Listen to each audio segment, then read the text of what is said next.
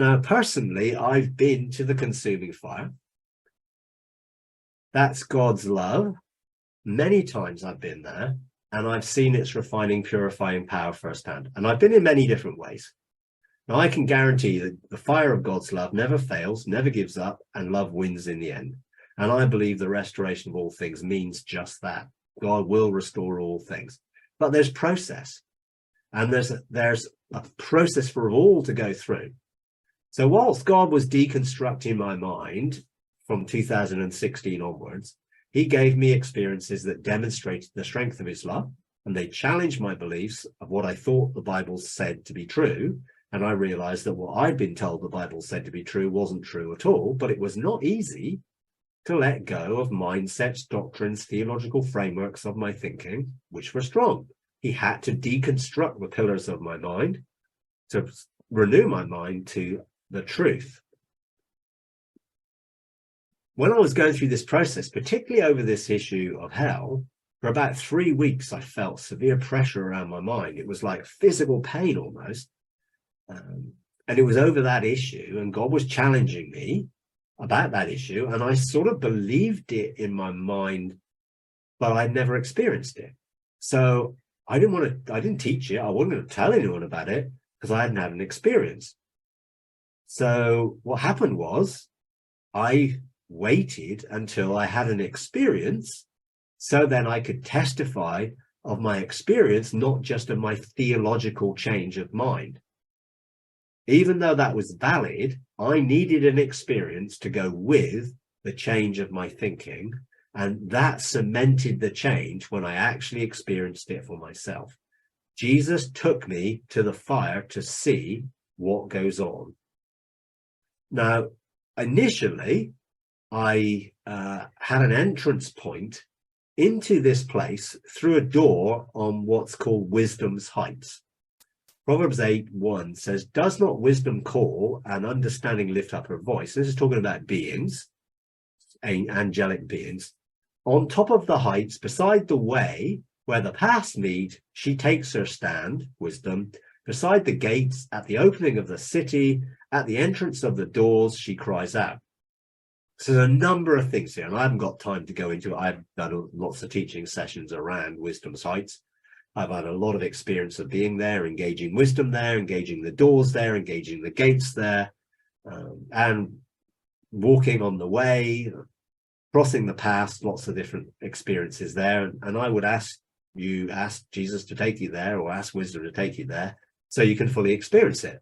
But I started to engage Wisdom Sites, and wisdom gave me a seal and a staff. And then wisdom took me through one of the gates to what she described as Satan's trophy room.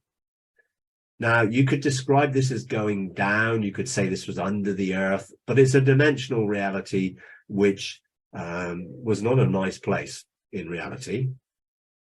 It was a tunnel of fire through one of the doors on Wisdom's Heights that led me to a large door. Now, initially, it didn't open, and there was this big creature there. But with the staff and the seal, I commanded it to open. I commanded it to be gone. And eventually, it opened. And I went into this place of extreme restriction and sadness.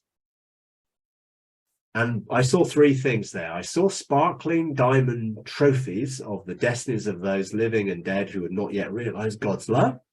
So their destinies were there as a sort of trophy. Then stolen mantles and crowns for those who lost their way or lost things in their lives because of lost identity and other issues.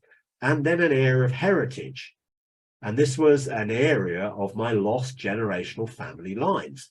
Now, I was hoping that in this lost area of heritage, and there's 4 family lines there. There's mother's mother, mother's father, father's mother, father's father. So there's 4 lines. And I don't have a huge history of Christian heritage. There are some grandparents on both sides, but not, I don't really know much about most of the other ones. So I was intrigued to know, can I get all this heritage? Can I get restored to me everything that they should have had? I was probably thinking a little bit selfishly, I guess, not really understanding. And I sort of saw this place and had this experience, but didn't think anything more of it until Jesus took me back there through the fire. And he took me to the heritage area, and I looked at my father's family line, and Jesus said, do you want to see this restored? And I thought, well, yes, of course, because I thought he was going to restore it to me. But I said, well, how?